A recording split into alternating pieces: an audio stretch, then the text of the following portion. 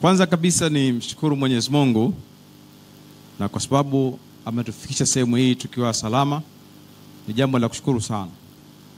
Lakini kabla ya kusema chochote, nataka niseme kwamba kuna maandiko katika Qur'an tukufu yanasema Mwenyezi Mungu habadilishi maisha yenu mpaka mbadilishe yaliyo ndani ya vifua vyenu.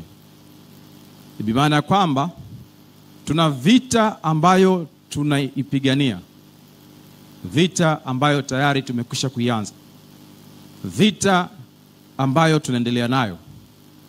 Ni wazi kabisa tutakapokuwa watofauti hatuwezi kufanikiwa katika hiyo vita. Tutakapokuwa ndani ya vifua vyetu kuna vitu vya tofauti, hatuwezi kufanikiwa kwenye hii vita. Tutakapokuwa ni wamoja, tunaenda kushinda hii vita iliyo nyepesi. Uoga na unafiki ni vitu vibaya sana, kwa sababu hatima ya vitu hivi ni kujipendekeza. Tunao watu ndani yetu katika hichi chama, ni dhahiri kwamba wana uoga na wanajipendekeza na hawaamini kwamba tunaweza tukashinda hii vita. Unapoamini jambo huwezi kufanikiwa kweli, kwa sababu imani yako itaishia hapo. Na ukiamini naenda kutoboa, naenda kufanikiwa, unatoboa. Na Chadema katika hili tunaenda kutoboa. Naomba niseme kwamba katika nchi hakuna sehemu ambayo mtu hajaumizwa. Hakuna mtu ambaye hajaumia.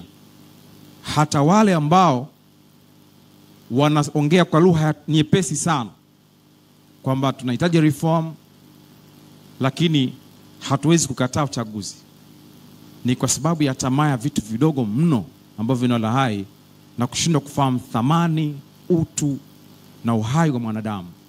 Lakini yule ambaye atakuwa anaona mbali kabisa na anaona maisha halisi ya binadamu na namna Tanzania kupitia watawala waliokuwepo hawajali maisha halisi ya binadamu, hawezi kuwaza maslahi ya sasa, bali anaweza kuanza maslahi ya baadaye na taifa na vizazi vijavyo.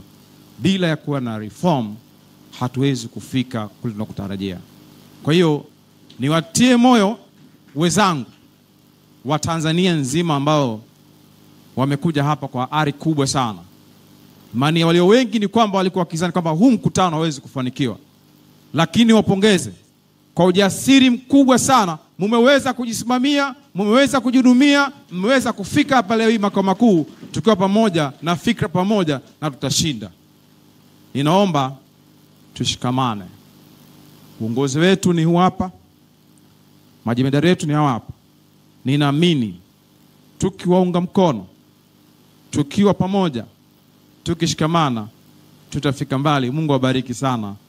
Mungu atusaidie na tutafanikiwa inshallah. Asante. Naomba makofi kwa naibu katibu mkuu.